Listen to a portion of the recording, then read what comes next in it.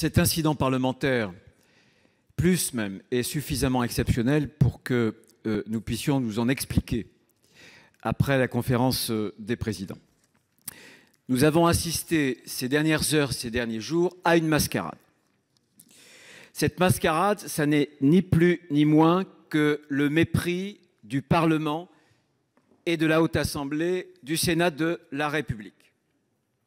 Vous avez voulu, Madame, Monsieur le Ministre, instrumentaliser le Sénat dans un rôle d'un théâtre d'ombre virtuel, dans un rôle totalement factice, parce que vous saviez pertinemment, avant même que nos débats ne débutent, que nous allions délibérer sur un PLFSS qui n'était pas sincère, dans la mesure où vous saviez dès le week-end dernier, sans doute bien avant, bien donc avant que nous nous réunissions, que le travail de la commission, le travail de l'hémicycle se ferait sur des bases qui étaient faussées,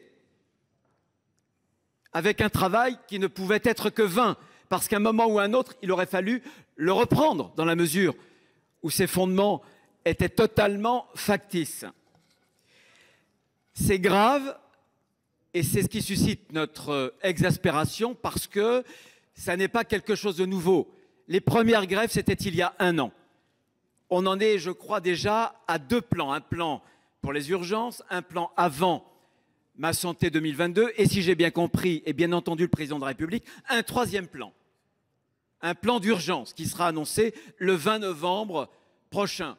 Oui, cette exaspération, c'est parce que tout ne tombe pas du ciel aujourd'hui, mais plus depuis ce week-end, depuis les informations par la presse que nous avions eues, en fonction desquelles nous avions décidé ensemble de faire une motion de renvoi en commission pour marquer le coup.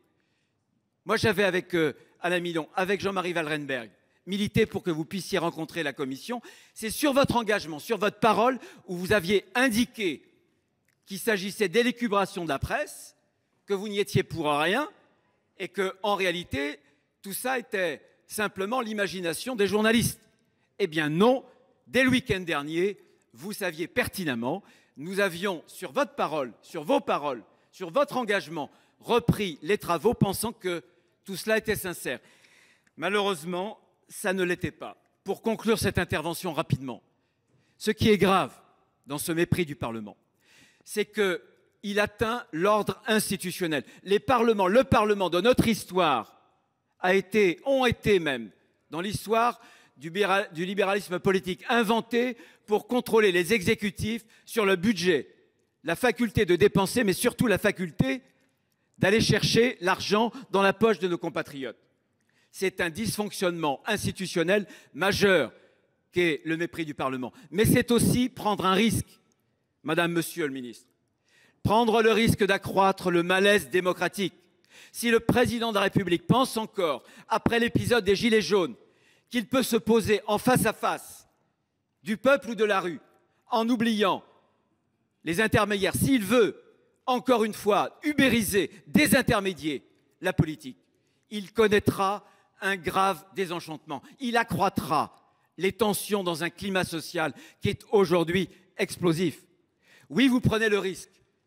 Vous prenez le risque d'augmenter le malaise démocratique parce que vous atteignez l'ordre institutionnel et parce que vous méprisez les intermédiaires qui sont là précisément pour essayer de faire en sorte que le climat, au moins politique, reste serein et qu'on engage une conversation civique, quelles que soient les positions des uns et des autres, sur des bases sincères.